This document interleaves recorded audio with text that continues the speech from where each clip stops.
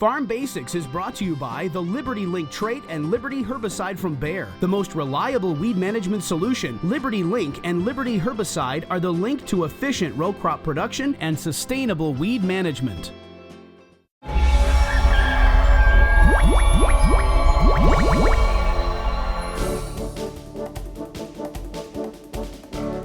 During our Farm Basics time today, we're going to talk about soybean harvest moisture.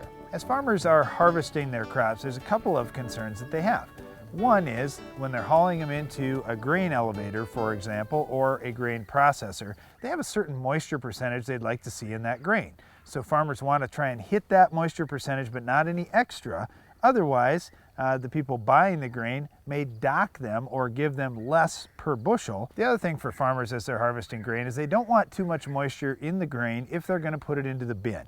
When they have grain that is too wet going into a storage bin, they could potentially have some spoilage. This moisture percentage that the farmers are looking for when they're going to haul it into the elevator or into a processing plant is usually 13%. That's the ideal. Okay, so if the farmer hauls in 14% moisture soybeans, for example, they'll dock the farmer 1.5 to 3%, and it's usually the 3% figure. Okay, but here's the thing. The farmer, in effect, has hauled in a little bit more water.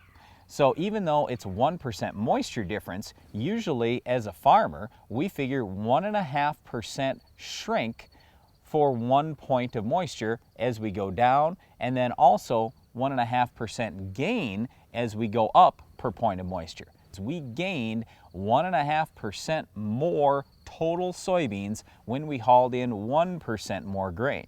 So if the elevator docks us 3% or discounts our price 3%, we say, well, no big deal. I gained 1.5% already, so I only lost 1.5%.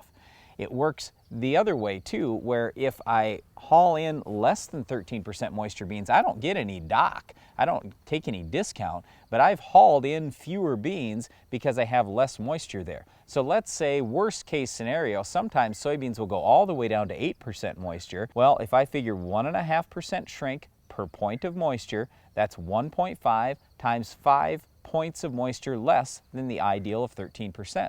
That's 7.5%. That's a really big deal.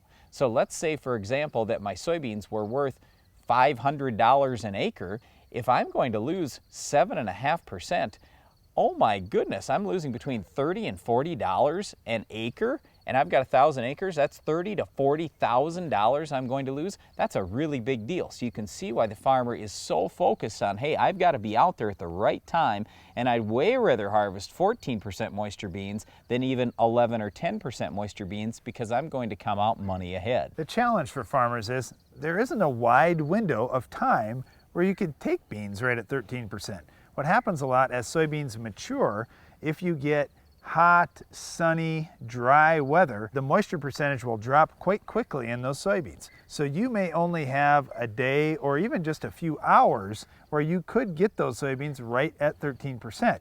But the problem for farmers is they may have several fields. They may have variable soils within a field where on, say, some sandy soil, the soybeans may dry out quicker than on a heavy clay soil. So for farmers, as they're going through the field, they know there's going to be a variation in moisture. They know there's going to be some beans a little too wet, some a little too dry. So getting the timing just right on getting out in the field to maximize their profitability, the quality of the soybean seed if they're going to a processor, the moisture percentage that they're concerned about for storage, perhaps going to their grain bins. It's a tricky proposition for farmers. We run into this same issue even on our own farm here because I'm constantly saying, hey, we got to get out there really early.